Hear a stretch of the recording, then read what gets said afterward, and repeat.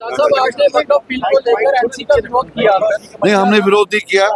Late us make it clear, we believe all of us that this is the only Muslim majority province in the entire country. यह हमारा हक बनता है कि पूरे हिंदुस्तान के मुसलमानों के लिए यहाँ से एक स्ट्रांग मैसेज आए कि हम इस बिल को अपोज करते हैं, हम इस कानून को अपोज करते हैं और ये हमारा हक है। असेंबली एक फोरम है जहाँ हम अपनी बातों को जो है रख सकते हैं।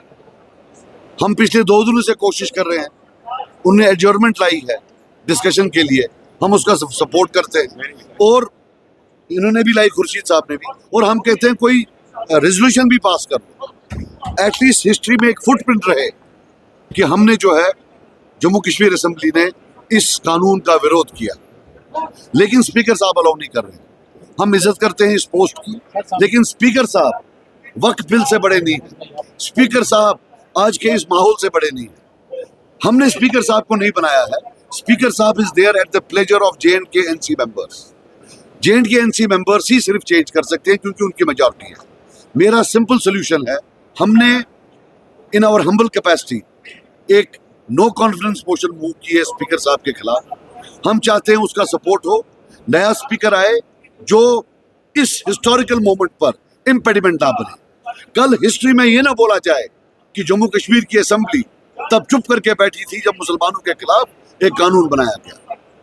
मैं अपील करता हूं, हम सब अपील करते हैं नेशनल कॉन्फ्रेंस मेंबर्स को, सपोर्ट करें, हम नया जो है स्पीकर लाएं जो इसको अलाउ करे। अगर वो नहीं करते हैं, इसका मतलब है how can it be tenable? Disallow कर रहा है NC लेजिस्लेटर जो कि स्पीकर हैं और प्रोटेस्ट कर रहे हैं NC legislators, so that is not good. हम ट्यूलिप गार्डन की तरफ नहीं जाएंगे, वो अलग मामला है, लेकिन हम अपना असेंबली की बात करेंगे, हाउस की बात करेंगे कि it can not be tenable. Humiliation हो रही है, पूरी दुनिया देख रही है कि ये क्या ड्रामाबाजी हो रही है। सजाद लोन के खिलाफ भी प्रोटेस्ट कर रहा है, NC के खिलाफ भी प्रोटेस्ट कर रही है। ठीक है, आप अपने आप को गालिब दिल को बहलाने के लिए ये ख्याल अच्छा है, लेकिन पूरी दुनिया देख रही है ये कैसे इंसान है।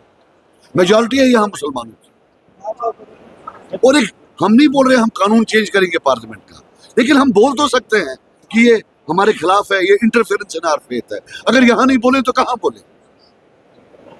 आप बताएं और कहाँ बोले?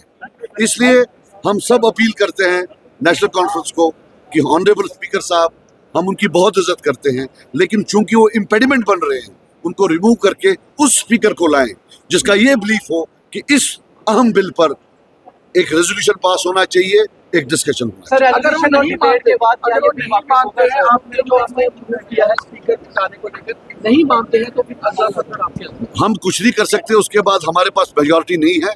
जो मेजॉरिटी वाले हैं फिर वो लोगों को खुद जवाब देंगे कि क्यों उन्होंने इंसिस्ट किया कि उसी स्पीकर को रखें जो अलाउ नहीं कर। आपको क्या लगता है NC जो प्रोटेस्ट करती है सिर्फ ड्रामा है? नहीं, आपने बोला तो मुझे लगता है, मैंने तो नहीं बोला। बीजेपी NC एक पेज पे है। ये भी आपने बोला और मैं कहता हूँ बिल्कुल आप सही कहते हैं। आपको लगता है कि स्पीकर चेंज कर सकते हैं? एक दिन का क्या बात है? अगर चेंज करते हैं 15 दिन के बाद एक दिन का सेशन हो सकता है, करने को कुछ भी हो सकता है if they want to do, and if they don't want to do. इनने पहले भी ये किए हैं ऐसे हर में से कोई स्पीकर आए, हम नहीं कहते मैं बिल्कुल, आप बताइए अगर आपको कोई सजेशन है। हमारी सजेशन ये है कि जो ज्यादा उछलते कूदते हैं वहाँ अंदर हाउस में नेशनल कॉन्फ्रेंस के मेंबर, उन्हीं में से किसी को आप स्पीकर बनाए। और दूसरी हमारी डिमांड, जो कल स्टेटहुड के हवाले से रेजोल्यूशन आने थे उनको लैप्स किया गया। हमारी ये भी डिमांड है कि उन रेजोल्यूशंस को, जो 7 रेजोल्यूशंस कल टेबल होनी थी जिन पे बहस और वोटिंग होनी थी, उनको दोबारा से जो है डिस्ट्रीब्यूट किया जाए।